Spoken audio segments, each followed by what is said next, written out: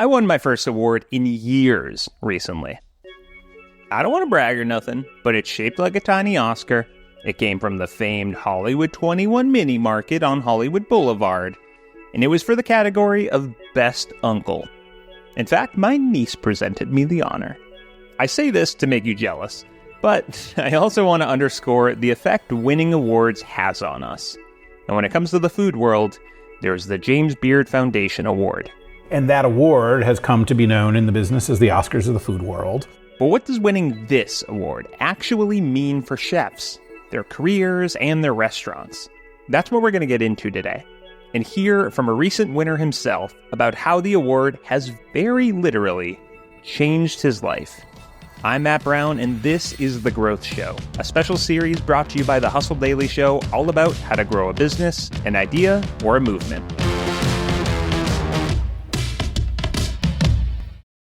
The James Beard Foundation is named after, I kid you not, James Beard. He was a famous American chef, cookbook author. Really, he was a food personality in a time when that wasn't a thing. In 1946, his nationally televised cooking show, I Love to Eat, was literally the first of its kind. Notably, he was an inspiration and later friend to maybe the first celebrity chef, Julia Child.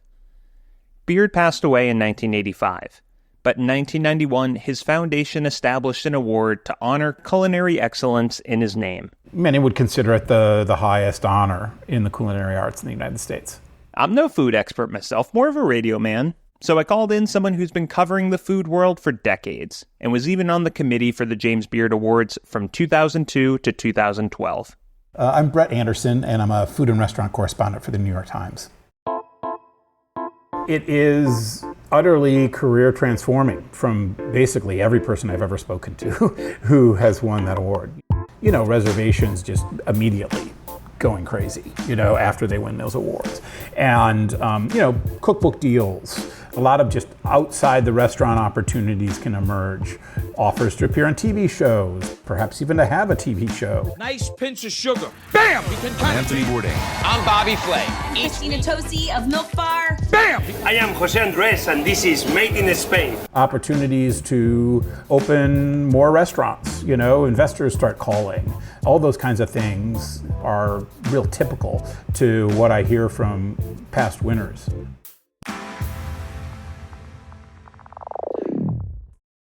I think most people outside the industry would be surprised to learn that James Beard winners receive three things: a medallion, a certificate, and recognition on the James Beard website. That's right, no money.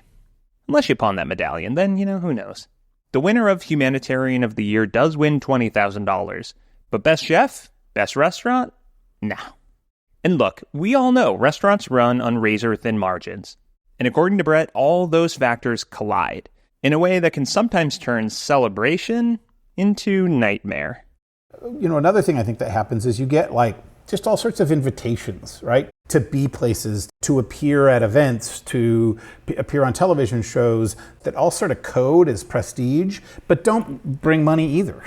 People who are on even the most, well-known TV shows get paid very little, if anything at all. And it's all kind of, I think, sold and packaged to the chefs that participate as free publicity. But there's only so much money you can wring out of a small storefront restaurant. There's only so many people you can cram into some of these pretty small restaurants. And so therein lies a bit of a conundrum, in as much as the Beard Foundation can sort of turn an obscure chef into a semi-famous one. It also can create a situation where that chef is saying yes to these invitations. They become distracted by these sort of promotional opportunities that take them away from the kitchen or take them away from managing their restaurant. Clear up the closing doors, please. I'm headed north on Greenwich Ave in New York. I'm on my way to meet Chef Chintan Pandya. He's the acclaimed chef behind Indian restaurants like Dhamaka, Adda, and Masala Wala. He's also the executive chef at Unapologetic Foods. Quick spoiler here, Chef Chintan did not fumble his James Beard Award. In fact, we're meeting in his Michelin-starred restaurant, Semma. Good, how are you doing today? Doing well. Big moment, I'm in this famed restaurant. How do I handle it? I'm good. Oh, yeah. I fall trying to take a seat in front of everyone in the restaurant. Great start. Are you okay with still water? We settle in the back. Bench seats. Oh, thank you, sir.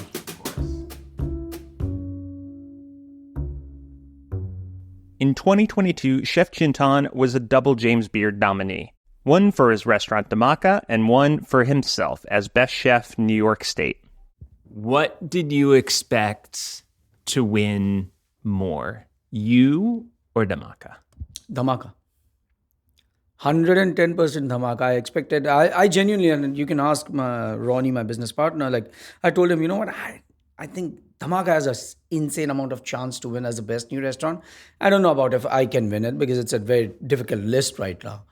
But the night of the ceremony, expectations and reality found themselves reversed. It actually moves very fast. You don't even realize. And I remember, like, I only realized after I sat there and I was watching other people going on the stage and everybody was prepared with a speech. I didn't have a speech. You didn't believe you were going to win that much, so like you didn't even prepare anything in case it happened. Yeah, I don't know. I've never said it, but it's the funniest thing. Like, I don't even drink so much, like in terms of alcohol or something. But that was the first day I actually had a cocktail at 12 p.m. or something, 12:30 p.m. This before going to the James. But I was like, just have fun. I was just relaxed. So I didn't even know. And I literally, after going on the stage, I'm like, oh, fuck, I have to speak. Oh, sorry for that. I'm like, oh my God, I have to give a speech now. And that's how it went on. So it was the most hilarious thing. And the winner is Chintan Pandya. Just gonna do one more stupid and idiot thing. I just want to take a selfie with everybody in behind. It's never happened. It's a very surreal feeling, you know. You can't define it in words. It's something which cannot be recreated. Immediately following the awards, for Chef Chintan, it was similar to what Brett from the New York Times heard in all those conversations with past winners. The restaurants were already packed every night. They couldn't magically fit more in. Now, Chef Chintan saw all those other measures of success Brett mentioned. National acclaim, TV appearances, new restaurants. But to Chintan, that's not what winning a James Beard Award really meant. It wouldn't hit him until a week later, sitting at the bar of the restaurant that ultimately fell short of winning the award alongside him, as someone comes in the door. I was just sitting on the bar doing some stuff on my laptop. And by the time it was 5 p.m., so the guest cars started coming in, and this young guy comes and sits next to me. He's a Asian guy, obviously, from look of it, but he sits there, he says hi, and I say, hello, how are you? Then he's eating, and then I said, like, what do you do? And then he says, I'm a Korean chef, and this. And so I say, is this your first time? He says, yeah, I just came here because I just wanted to see if I could meet you. And I said, why? And he says, I just want to thank you. And I'm like, what do you mean by you want to thank me? For what? He says that you won the James Beard last week. And he says you were the first one who has actually won this award, cooking ethnic food in New York City. And what it has done is it has empowered a lot of people like me to believe that, you know, we could win. He says, till the time you won that award that night, in my world, this award is only meant for people cooking modern food or Italian or French. And what you have done is you have broken that pattern for this city. And he says, that's why I wanted to thank you. And I genuinely, till that time, I didn't understand how impactful it was.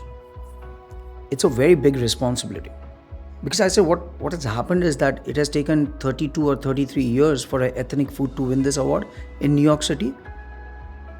And if we falter now, or if we do wrong, people will say it was a one-off case. And maybe it will take more 32 years for somebody else to get this chance again cooking ethnic food.